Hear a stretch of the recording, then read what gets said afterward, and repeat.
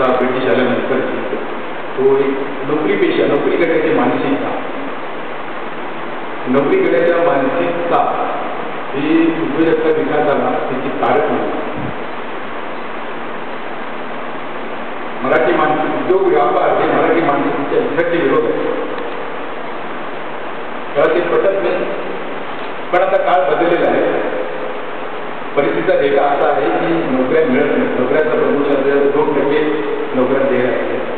बऱ्याच ठिकाणी बदल्या असतात. समाधानकारक जॉब मिळतात.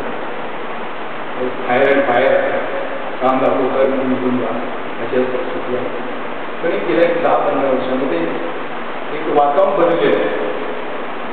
तरुणामध्ये विशेषतः मराठी भाषेत एक भावना निर्माण झाली की आपण आता काहीतरी केलं पाहिजे. कारण गेल्या 15-20 वर्षामध्ये कारण मी औद्योगिक होता ती महाराष्ट्राचं करायचं तर गेल्या 10-15